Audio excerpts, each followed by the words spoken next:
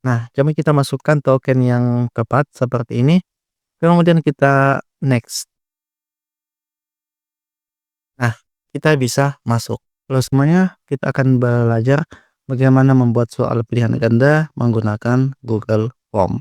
Nah, tutorial ini akan sangat bermanfaat untuk teman-teman yang berprofesi sebagai guru untuk melakukan asesmen atau melakukan penilaian akhir di dalam kelas. Nah, mengapa demikian? Karena di dalam Google Form itu, kita langsung bisa menentukan di mana jawaban benar dan, begitu dikerjakan oleh siswa, maka kita bisa langsung mendapatkan hasilnya. Oke, bagaimana caranya? Langsung saja kita ke, buat satu formulir, di sini formulir kosong. Nah, untuk masuk di tampilan seperti ini, silahkan di bagian halaman pertama Google, kemudian tekan menu di sini. Kemudian cari ke bawah di Google Form, seperti ini. Kemudian kita klik formulir kosong. Nah, kemudian setelah itu kita ke setelan, kemudian kita aktifkan, dia jadikan ini sebagai kuis. Nah, seperti ini.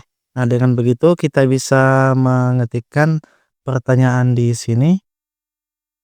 Nah, misalnya apa yang terjadi seperti ini, kemudian kita pilih apa pilihan gandanya,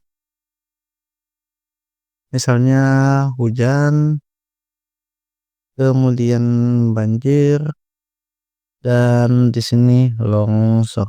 Nah, seperti ini.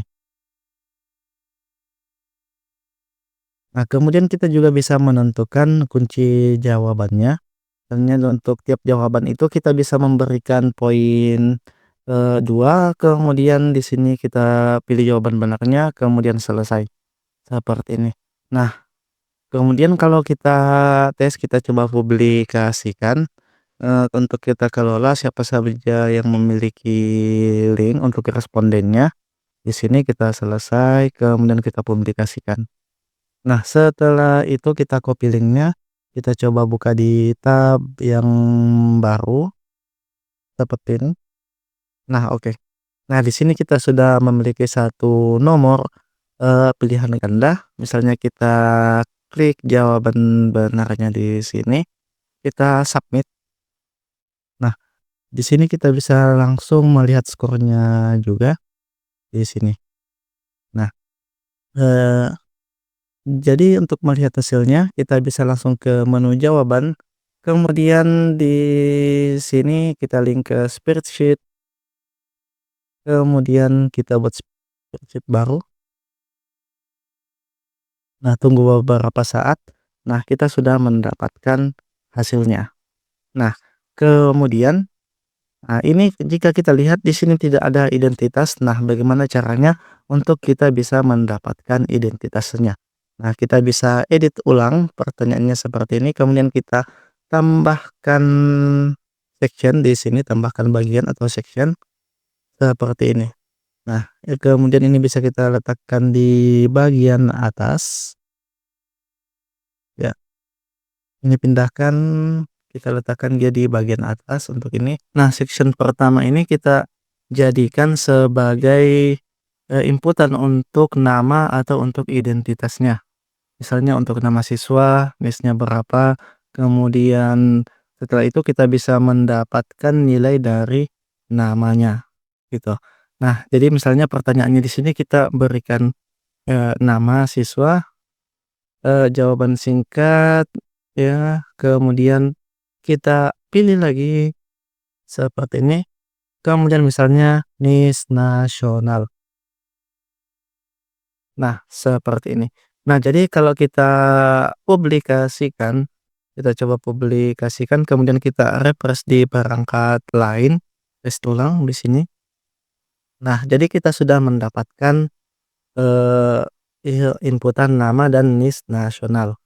Nah, misalnya kemudian, untuk session keduanya, misalnya kita tambahkan lagi satu card untuk, soal. Misalnya ini kita klik dulu, kemudian kita tambahkan. Nah, misalnya mengapa bisa terjadi seperti ini. Kemudian kita pilih pilihan ganda.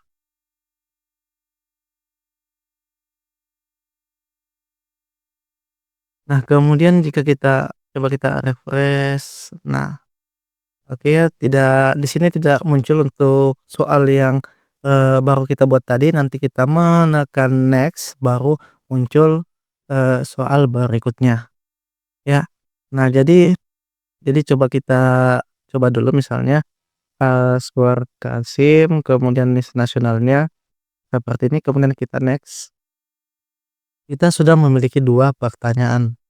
Nah, jadi ini kita lihat di sini belum ada poinnya karena kita belum memberikan di sini kunci jawabannya misalnya karena hujan juga, kemudian poinnya 2 kita simpan selesai.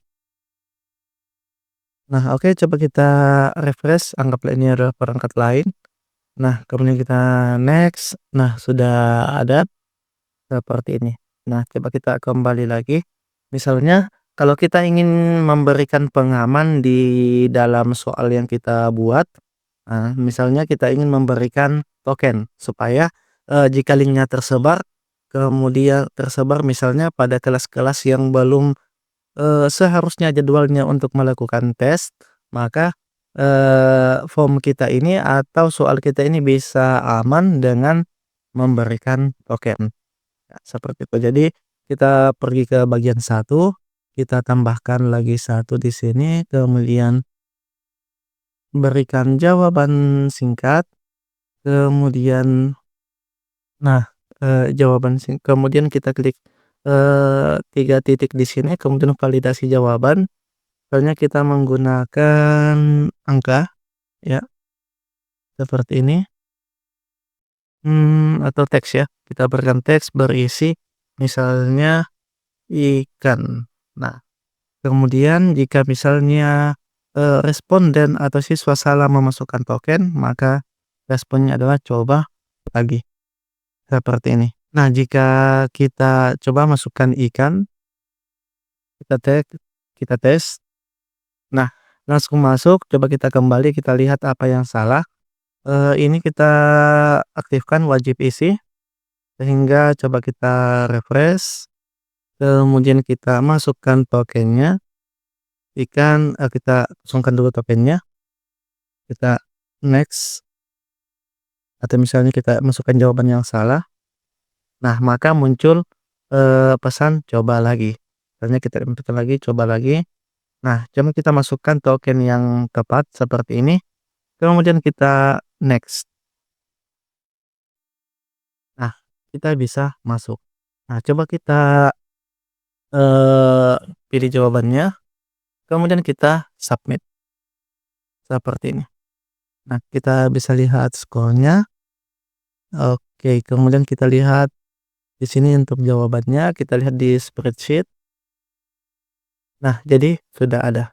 Jadi namanya sudah ada ke dan list nasionalnya, dan ini adalah nilai yang kita dapatkan. Oke, sekian tutorial kali ini, selamat mencoba.